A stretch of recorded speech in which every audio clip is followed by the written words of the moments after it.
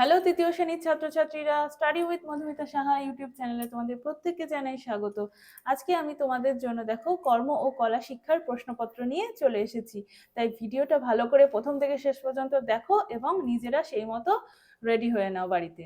তাহলে দেখবে পরীক্ষাতে তোমরা একদম 10-এ 10 নম্বরই পাচ্ছ। ঠিকঠাক করে যদি তোমরা করে আসতে পারো পরীক্ষার সময়, এই যে এইটা তো তোমরা জানো তোমাদেরকে কালার করতে হবে এবং কিছু প্রশ্নও থাকবে, সেগুলোর উত্তর লিখতে হবে। তো বাড়িতে তোমরা নিজেরা ঠিক মতো ভাবে একটু প্র্যাকটিস করে নিলে আশা করছি তোমরা ভালো নম্বর পাবে।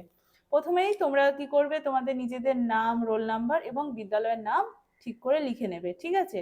এবার দেখো প্রথমে একটি প্রশ্ন এসছে, কি বলছে, ভারতের জাতীয় পতাকায় কি কি রং থাকে? তাহলে উত্তর কি লিখবে? ভারতের জাতীয় পতাকায় প্রধানত 3টি রং থাকে, যেমন গেরুয়া, সাদা, সবুজ থাকলেও নীল রঙের অশোক চক্র মিলিয়ে মোট 4টি রং থাকে। ঠিক আছে, তাহলে এটা ভালো করে পড়ে নাও।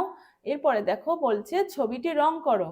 একটি ছবি দেওয়া হয়েছে, এই ছবিটি তোমাদের রং করতে হবে, ঠিক আছে? আচ্ছা, এরপরে দেখো বলছে বন্দে মাতরম গানটির প্রথম দুটি স্তবক গেয়ে শোনাও। তাহলে বন্দে মাতরম গানটি কে লিখেছেন? বঙ্কিমচন্দ্র চট্টোপাধ্যায়। দেখো বন্দে মাতরম গানটি, বন্দে মাতরম সুজলং সুফলং মলয়জ শীতলং শস্য শ্যামলং মাতরম শুভ্র জ্যোৎস্না পুলকিত যামিনী ফুল্ল কুসুমিত দ্রুমদল শোভিনীং সুহাসিনাং সুমধুর ভাসিনীং সুখদাং বরদাং মাতরম বন্দে মাতরম। এই গানটি বঙ্কিমচন্দ্রের আনন্দমঠ উপন্যাসের অন্তর্ভুক্ত। এই আনন্দমঠ উপন্যাসটি 1882 সালে তিনি লিখেছিলেন।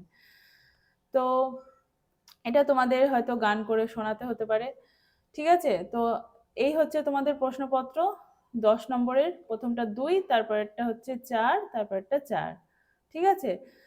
তাহলে আজকের ভিডিওটি হচ্ছে এইটুকুই। তোমরা ভিডিওটা দেখে অবশ্যই জানাবে কেমন লাগলো। ভালো লাগলে একটা লাইক করে দিও। চ্যানেলে নতুন হয়ে থাকলে চ্যানেলটাকে সাবস্ক্রাইব করে রেখো, এইরকমই নতুন নতুন ভিডিও আমার চ্যানেল থেকে পাওয়ার জন্য।